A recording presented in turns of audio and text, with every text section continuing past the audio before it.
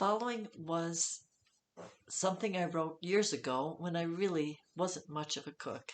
I'm a decent cook now, but this was kind of about how to deal with the fact that cooking is something that's a good homemaking art to develop, but it took me a while to do it. It's called Red Soup and Brown Mush Diplomacy. I'm a rotten cook. I can take the finest ingredients and a recipe out of the best cookbooks and turn it into brown mush. I don't know what I do wrong. Could it be the rushing and the shortcuts? I figure, why start supper too early? 15 minutes in the microwave should work as well as an hour in the oven, shouldn't it? Maybe the problem is all the substitutions I make. Canned shrimp will work as well as fresh, won't it? Carrots are a good substitute for cauliflower, aren't they? I never substituted ice cream for milk in my gravy as one friend did, but I came close. My poor husband had to put up with undercooked and overcooked meals for 22 years. He does much of the cooking anymore, mainly out of self-preservation, and he's become a good cook. He also has become a good diplomat. I looked across the table at him one night after I'd spent an hour preparing the brown mush I mentioned earlier. He was trying to choke it down. As he swallowed with great effort, he smiled lopsidedly at me.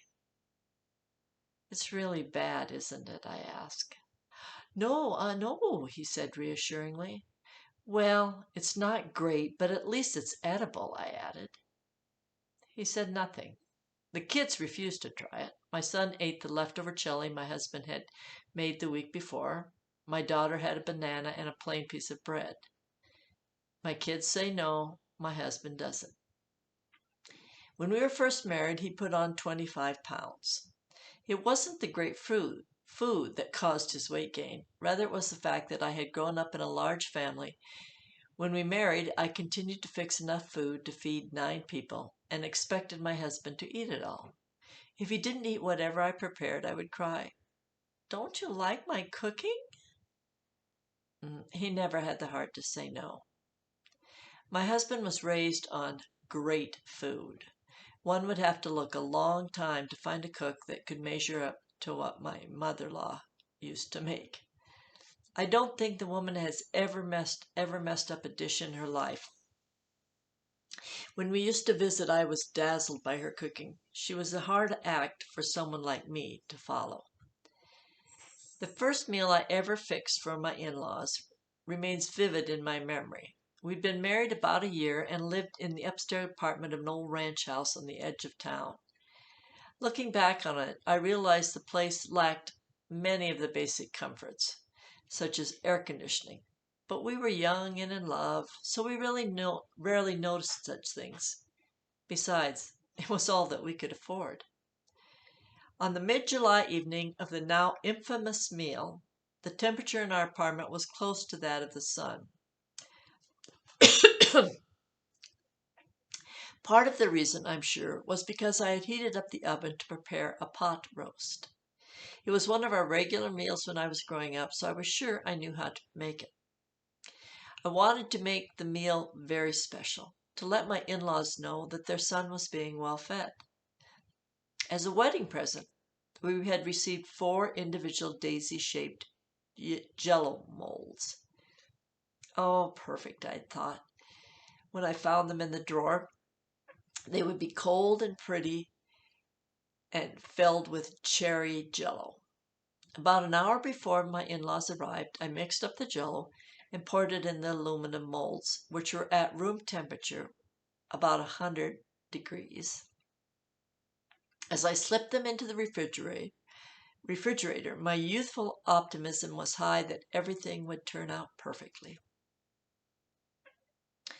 My husband suggested that we move the table out on the deck, so unbearable was the heat indoors. And countertop was minimal, so I had the plates, including the ones for the Jell-O, sitting on the stove. When my in-laws arrived, I rushed everyone to the table. I was so nervous I wanted to get the meal over with. When everyone was seated, I got everything on the table but the Jell-O molds. I wanted to save them for a last special surprise. They looked good, as I turned them upside down on the serving plate. I turned to get a spoon. When I turned around, red was oozing out all over the plate. As I lifted off the molds, the red liquid filled the plate. My in-laws were served red lumps in red soup by a daughter-in-law with red eyes that night.